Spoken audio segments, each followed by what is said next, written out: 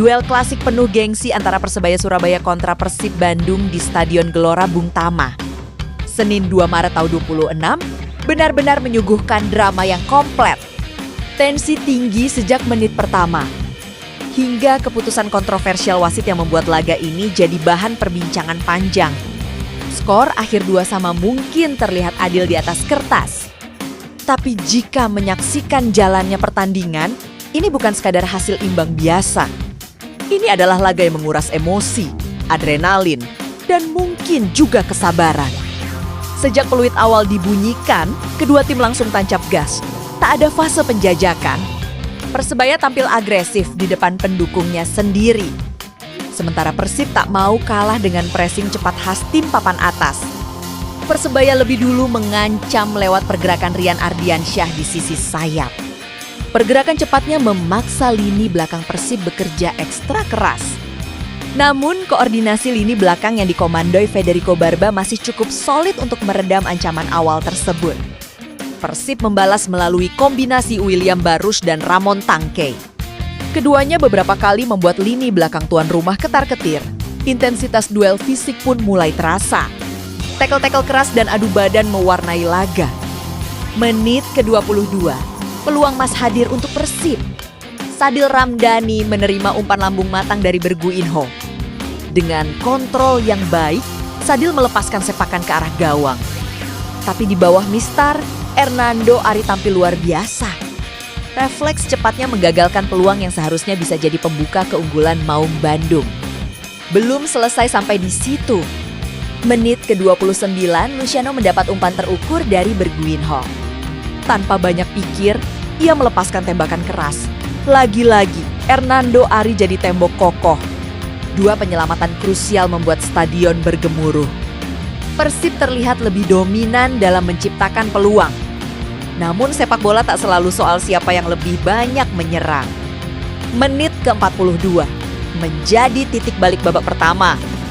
Dalam sebuah duel di kotak penalti, Federico Barba terlibat kontak dengan Bruno Marrera. Wasit langsung bertindak cepat, aksi cek VAR dilakukan. Setelah meninjau monitor di tepi lapangan, wasit menunjuk titik putih. Keputusan ini langsung memicu protes dari kubu Persib. Para pemain mengelilingi wasit, mencoba meminta penjelasan. Namun keputusan tak berubah. Dengan tenenggi ia mengecoh Teja Paku Alam, bola mengarah ke sisi berlawanan. Dan Persebaya unggul 1-0 di menit ke-44 menjelang babak pertama usai. Tepatnya sekitar menit ke-50. Masa tambahan waktu. Terjadi kemelut di depan gawang Persebaya, bola liar memantul di kotak penalti. Kakang Rudianto dengan sigap menyambar bola dan menggetarkan gawang tuan rumah. Para pemain Persib langsung merayakan gol penyeimbang. Namun perayaan itu tak berlangsung lama. Wasit meniup peluit dan memberi isyarat pelanggaran. Setelah berdiskusi dan melihat VAR, gol tersebut dianulir karena Ramon Tangkey dianggap melakukan handsball lebih dulu saat mencoba tendangan salto sebelum bola jatuh ke kaki Kakang. Keputusan ini kembali memicu kontroversi. Pada sesi latihan sebelum mereka berangkat ke Surabaya, Bojan Hodak mengingatkan anak asuhnya untuk mewaspadai Persebaya Surabaya. Hodak mengatakan pertandingan ini akan menjadi tantangan berat bagi timnya. Ia menyebut pertemuan Persib dan Persebaya merupakan salah satu pertandingan terbesar dalam kompetisi sepak bola Indonesia. Dia menyebutkan tidak ada tim yang lebih diunggulkan dalam laga ini. Ia memprediksi pertandingan akan berlangsung sengit dan sulit bagi kedua tim. Dalam pertandingan ini tidak ada favorit. Pertandingan ini selalu sulit, ujar Hodak dalam konferensi pers menjelang laga, Minggu, 1 Maret tahun 2026. Secara khusus pelatih asal Kroasia ini menyoroti perubahan taktik Persebaya sejak kedatangan pelatih baru, Bernardo Tavares. Menurutnya, tim berjuluk bajul ijo tersebut kini memiliki organisasi pertahanan yang sangat solid dan etos kerja pemain yang tinggi. Bernardo selalu suka bermain dengan tim bertahan yang bagus dan kerja keras. Jadi saya memprediksi ini akan jadi pertandingan yang sulit, tambahnya. Meski begitu, Hodak optimistis timnya bisa memberikan perlawanan maksimal. Ia menargetkan Mark Klok dan kawan mampu mencuri poin di Surabaya. Saya selalu berharap kami bisa mendapatkan hasil positif, pungkasnya.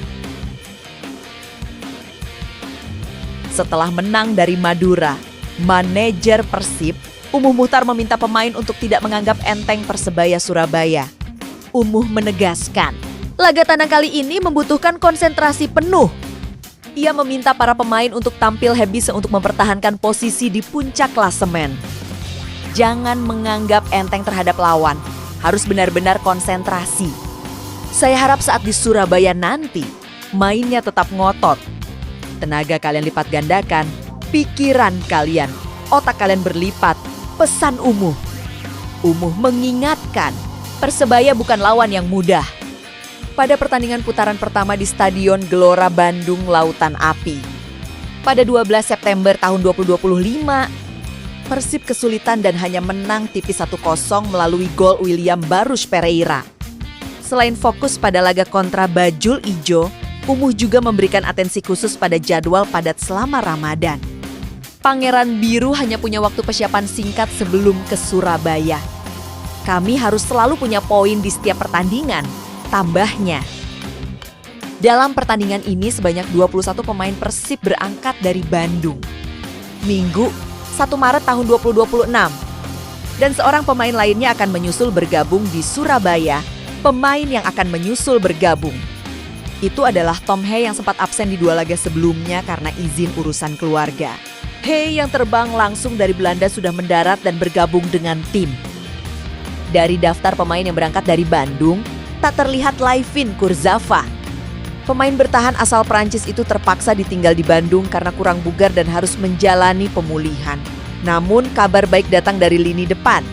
Terlihat tampak Sergio Kestel yang sudah bugar berkumpul bersama punggawa Maung Bandung lainnya.